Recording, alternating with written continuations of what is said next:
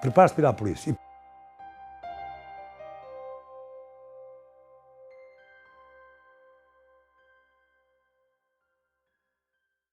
Como vivíamos na nossa sociedade então, com a repressão que havia, com o meu irmão já com também consciência política e que foi preso, teve também aqui em Caxias, só em Caxias. Tudo isso me foi moldando de certa maneira. Uma coisa que determinava muito isto era a questão da guerra colonial, que eram os recursos, eram os jovens, e a gente, nessa altura, eu com a idade que tinha, e mesmo já antes, pensava assim, mas isto não pode ser, pá. Então, aí, nós éramos um país pobre e pequeno, a Inglaterra, os franceses, os holandeses, os belgas, todos tinham abandonado e éramos nós aqui a manter aquilo. Sabia que acarretava perigos, não é? Porque havia repressão, nós éramos uma sociedade sem liberdade. Ainda por cima, com um peso enorme da guerra colonial, não é? E pronto, isto, durante todo o meu tempo de militância foi mais ou menos sempre desta forma. Transporte de materiais, transporte de funcionários do partido, casa de apoio, fundamentalmente foi isto. Por vezes algumas coisas, trajetos maiores para fora de Lisboa, bastante para fora. E alguns eu até nem sabia o que aquilo lá ia fazer. Eu e a minha mulher trabalhávamos na TAP. Eu era mecânico de avião, a minha mulher era assistente de terra. E portanto, no dia 30, batei à porta muito cedo, antes mesmo das 7 da manhã, eram 4 pitos que entraram em casa para vasculhar tudo. Mas, curiosamente, eu transportei tanto avante, tanto militante, tanta coisa, mas por saber do cuidado que era necessário ter, eu quase que descansei quando eles entraram à procura de qualquer coisa. Lembro-me, nomeadamente, de eles estarem a vasculhar até a literatura dos aviões, porque tinham esquemas elétricos e coisas assim, e eles eram um bocado boçais e pensavam que aquilo pudesse estar ligado a alguma coisa que não era aquilo que era a minha atividade. Vasculharam a casa toda, levaram algumas coisas, como calculo, 4 pitas em casa e dois movimentarem-se para ali. E ontem a minha mulher me estava a dizer que eles foram à despensa, eu nem dei por isso. Mas depois percebi-me que houve coisas que levaram lá de casa. Além daquelas coisas notoriamente físicas, que não tinha lá uma fotografia, só era do Ho Chi Minh e outras coisas do género. Mas não conseguiram apanhar nada que me pudesse incriminar. Por exemplo, se encontrassem um Avante, isso para eles era uma coisa muito... temos o Avante, mas assim, não tinha... Eu li o Avante e ficava... Mas eu levei malas e malas e malas de Avante. Depois embaixo estavam mais 2 pisos. Um deles eu até conhecia porque tinha estado a trabalhar em Moçambique uns 6 meses antes de ir para a TAP. Eu trabalhei também nas oficinas de alverca, que é também de aviação. E andei lá no ginásio e havia um indivíduo da PID que ia lá a ginásio e conhecia-o. Assim, veja bem, eu assim, deve ser muito perigoso. Eu estou em casa e eu fazia a coisa que eu achava que era a mais mundana, sabia que era preciso muito sigilo, muita atenção. Mas então depois puseram-me no posto da GNR, porque depois foram buscar mais outro camarada a uma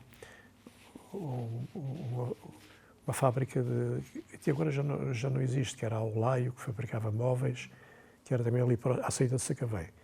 E, portanto, foram buscar mais esse. O posto da GNR era ali mesmo ao lado de mim, e alguns GNRs com certeza que me conheciam. Eu assim, para eles deve ter sido a coisa mais estranha. Assim, mas o que é que se passa aqui? Mas era a PID, assim, e eu lá espreitar com curiosidade.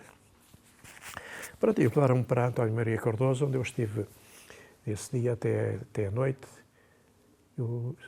Há coisas que já não me recordo, como é óbvio, não é? Levaram-me para Caxias E depois, ainda mesmo nesse dia, já à noite, trouxeram-me novamente para António Maria Cardoso. E bem, eu passei o dia todo sem comer e eu estava assim, epa, mas isto é mesmo, isto será assim? E foi porque coincidiu, quando cheguei a Caxias, foi já depois do almoço, já tinha dado o almoço, quando saí de Caxias foi antes do jantar ou coisa assim, e o que eu comi foi, nunca me esqueço, foi uma sopa de caldo verde. E aquilo não apetecia nada que comer a sopa de caldo verde, mas assim, mas eu tenho que comer qualquer coisa, não é? O organismo precisa. E pronto, e ali passei, depois mais tarde ainda, aí foi só pela identificação, ou levar-me novamente para Caxias. Eu penso que ainda vi mais 2 vezes a António Maria Cardoso, porque António Maria Cardoso estava a acabar como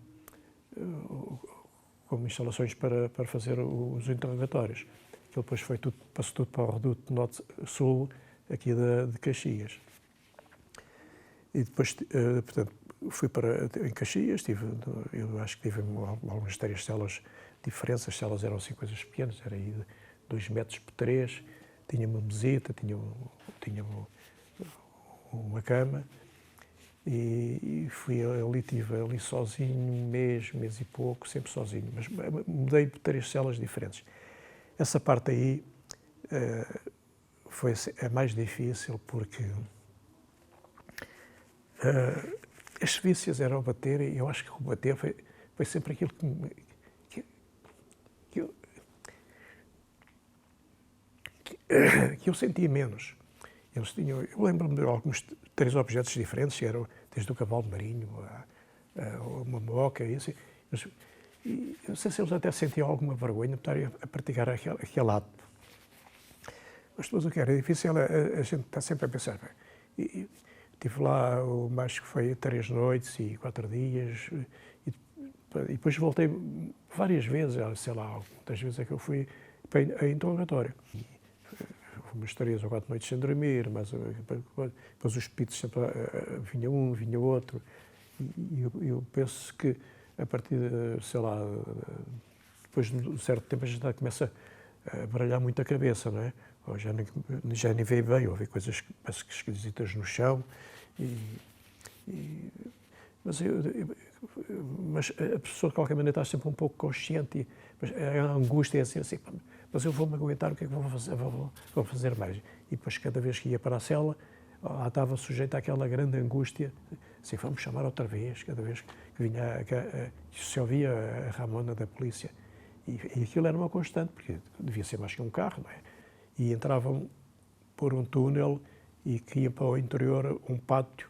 Esse pátio foi um pátio onde houve aquela fuga de Caxias.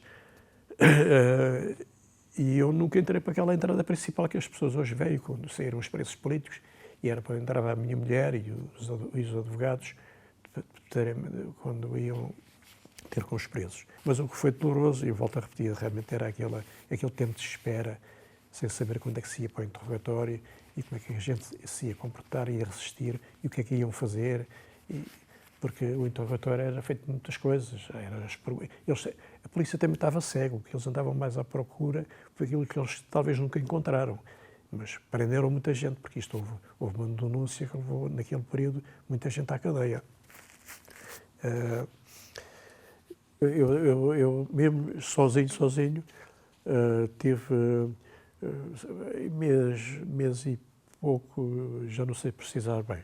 Depois continuei e mais o isolamento daquelas células pequenas foi talvez até aos 3 meses, porque depois, entretanto, eu fiquei acompanhado com outro camarada e pronto, as coisas aí começaram a melhorar, digamos assim.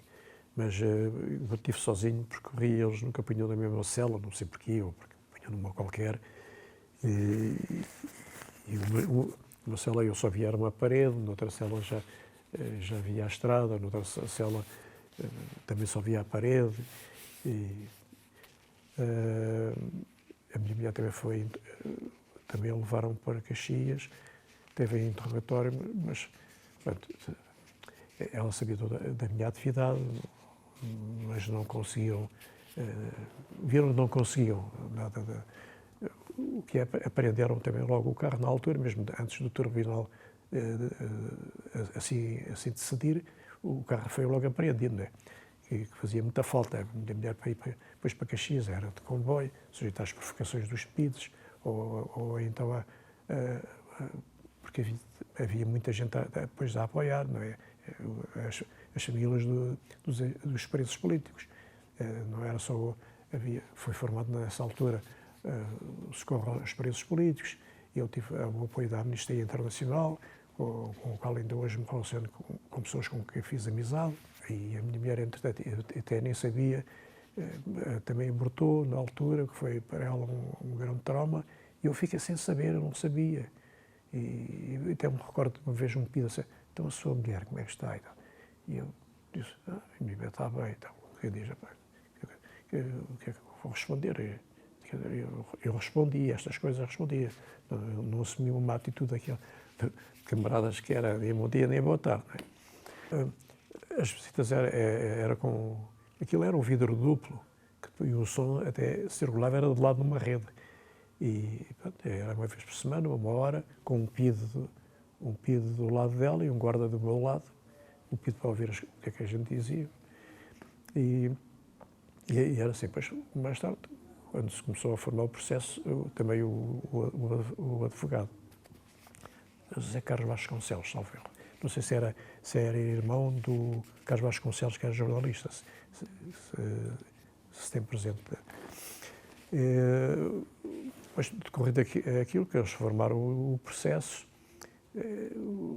procuraram ligar ali, porque, veja bem, eu fui ter um processo de atividade sindical, em que estava o Daniel Cabrita, que tinha sido que fazia parte da direção do Sindicato dos Bancários, tinha havido uma grande movimentação de bancários na rua nessa altura, e isso incomodava muito, né, junto às outras coisas todas que se faziam contra a ditadura.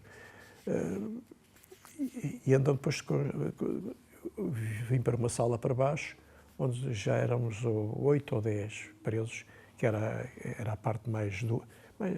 Aquilo é um forte, não é? Está a ver, um forte, tem aquelas grades, e era aí que a gente estava, aquilo era num beliche, uns em cima, outros em baixo, e ali fizemos o resto da prisão, que se estendeu por muito tempo, por razões que se prendem, não sei o quê, com certeza por causa de formularem um processo para fazer uma incriminação de ligar os comunistas à atividade sindical.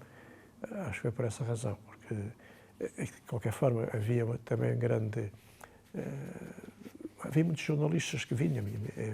A minha mulher serviu sempre, hoje, muito de intermediária, por causa de falar com eles, e dos franceses, suecos, lembra, holandeses. É claro que o tribunal, aquilo era um proforma. PIDs a dizer que eu tinha dito isto e aquilo, PIDs que eu nunca tinha visto. Porque, ele disse e assinou de livre vontade. Eu nunca vi isto em vida na vida. Depois do julgamento fomos logo para Peniche. O Forte de Peniche, aquilo é uma coisa de brandar aos céus, né?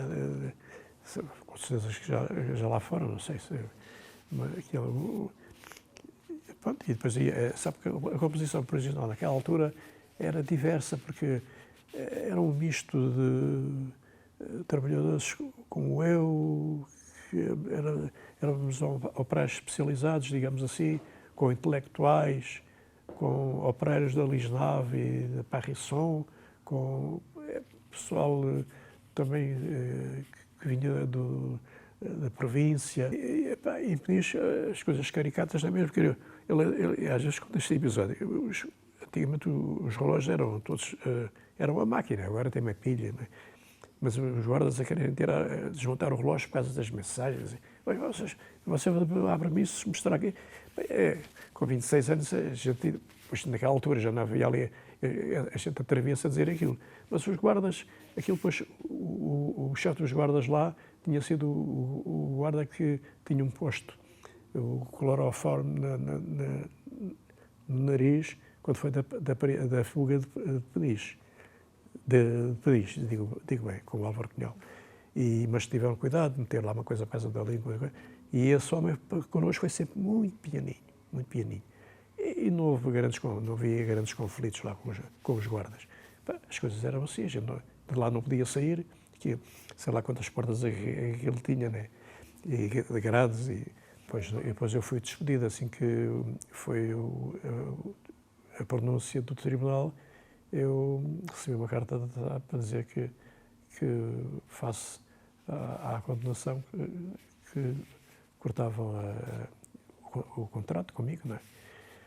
Entretanto, eu tive uns amigos que residiam na Suécia e depois me convidaram para ir, e na altura também houve um jornalista sueco que também deu algum apoio nisso, e fui para a Suécia até ao 25 de Abril. Quase que foi um ano que lá estive. Deram-me a permissão para residir no país. E eu então frequentava cursos, primeiro tive que frequentar cursos para aprender alguma coisa de sueco, mas não aprendi grande coisa, a minha mulher já ia no 5º ano e eu não passava do primeiro. Para o 25 de Abril, eu lembro-me de ter visto o 25 de Abril, vi qualquer coisa num jornal sueco, ia no autocarro, Portugal, não sei, eu assim, há uma coisa em Portugal. E depois, com outros amigos também, havia lá uma comunidade portuguesa, falávamos com os outros, telefonar, e pronto, e rapidamente percebemos que tinha havido o 25 de Abril, chamemos de revolução, que não foi tanto assim, mas com a anuência do povo que transformou rapidamente a nossa sociedade numa sociedade fechada e sem liberdades, numa coisa diferente, não é?